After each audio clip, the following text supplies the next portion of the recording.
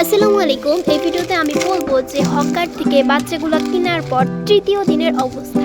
তৃতীয় দিনে এই বাচ্চাগুলো কতটুকু বড় হয়েছে বা সবগুলো বাচ্চা আছে কিনা, সুস্থ আছে কিনা, সব কিছুই থাকছে আজকের এই ভিডিওতে। বা যারা যারা কিনতে ইচ্ছুক এরকম বাচ্চা, তাদের কি উচিত হবে কিনা, সব কিছুই থাকবে।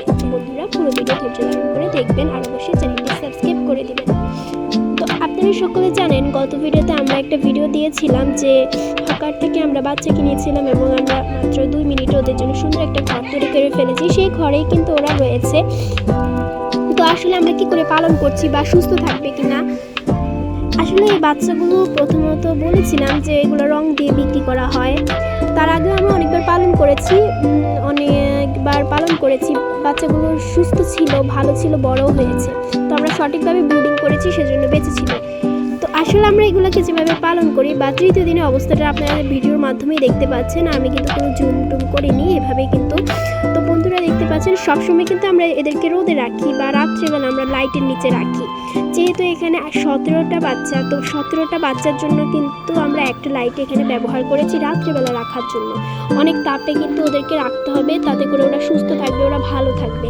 আপনারা বলতে পারেন এগুলো হচ্ছে একটা তাপ, মানে যত তাপ দিবেন বা যত হিটের মধ্যে রাখবেন ওদেরকে, ততই কিন্তু ওরা ভালো থাকবে।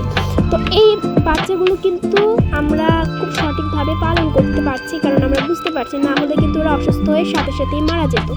এগুলো এমন ধরনের বাচ্চা। তো এগুলোকে খাবার হিসেবে স্টার্টার ফিডটা দিয়েছি। স্টার্টার ফিডটা কিন্তু ওরা খুব একটা পছন্দ করে। যদিও হকার বলেছিল যে ওদেরকে চালের খুদ দেওয়ার জন্য আর বয়েলের স্টার্টার ফিডতে গুঁড়োটা দেওয়ার জন্য আমরা বড়টাই দিয়েছি, আর যেটা নারিশ কোম্পানির খাদ্য সেটাই খাওয়াচ্ছি। একটু পানির সাথে হালকা গুলে পানি দিচ্ছি, কারণ যেহেতু এরা অতিরিক্ত রোদের মধ্যে থাকছে, তাপের মধ্যে থাকছে, সেহেতু ওদেরকে পানি অবশ্যই দিতে হবে। পানি না দিলে কিন্তু এদের গলা পুড়ে যাবে, এরাও তো অসুস্থ হয়ে যেতে পারে বা মরেও যেতে পারে। তাই অবশ্যই পানি দিতে হবে। হ্যাঁ, পানিটা কিন্তু গরম করা রাখছে না, কারণ রোদে রাখলে কিন্তু রোদে পানিটা গরম হয়ে যায়। আর পানির সাথে আমরা একটা ওষুধ মিশিয়ে দিয়েছি, সেটা হচ্ছে লাইসোবিট। যেহেতু ওষুধ দিয়ে পালন করতে হবে, কৃত্রিম প্রক্রিয়া, সেহেতু অবশ্যই ওষুধটা ব্যবহার করতে হবে। প্রাকৃতিক চিকিৎসাটা ওদের করবো, কিন্তু এটা অনেকদিন পরে, এখন না। তো এইভাবে কিন্তু পালন করছি। আর এই খাঁচাটার মধ্যেই কিন্তু আমরা আমাদের মুরগির বাচ্চাগুলোকে রেখে দিয়েছি। রাত্রেবেলা এভাবে রাখি, তবে নিচে দিয়ে আমরা তুষ বিছিয়ে দিই, উপর দিয়ে কিন্তু সুন্দরভাবে পেপার বিছিয়ে দিই, যাতে করে কোনোভাবে যে পটিগুলো সেগুলো ওদের গায়ে লাগতে পারে না বা সেখান থেকে ঠান্ডা লাগার মতো কোনো আশঙ্কা থাকে না। তো সেভাবেই কিন্তু পালন করছি।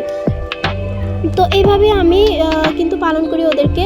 আর আশেপাশে আপনারা কিন্তু কোনোভাবে এদের চারপাশে ঠান্ডা ঢুকতে দিবেন না। ঠান্ডা ঢুকতে দিলে কিন্তু মুরগির বাচ্চাগুলো মারা যাবে। তো এই পর্যন্ত কিন্তু বাচ্চাগুলো ভালোই আছে। এরকম রোদের মধ্যে আমরা ওদেরকে সবসময় রাখি। দিনের মধ্যে ধরে 2-3 ঘন্টা রোদ থাকলে সেই 2-3 ঘন্টা রোদের মধ্যে ওদেরকে রাখি, আর রাত্রিবেলা আমরা হিটের নিচে রাখি। তো এইভাবে কিন্তু আল্লাহর রহমতে ভালো আছে। আশা করি আল্লাহর রহমতে বাচ্চাগুলো টিকবে। তো শেষ পর্যন্ত আপনাদের দেখাবো যে বাচ্চাগুলো টিকেছে কিনা সঠিকভাবে। সবগুলো বাচ্চা কিন্তু এই স্টার্টার ফিডে খাবারটাই কিন্তু খাচ্ছে, আর সঠিকভাবে কিন্তু বড় হচ্ছে কিনা সেটা আপনারা বলবেন। অলরেডি কিন্তু লেজ উঠে গিয়েছে বা যে একটা পাখনা সেটা উঠে গিয়েছে। ধন্যবাদ।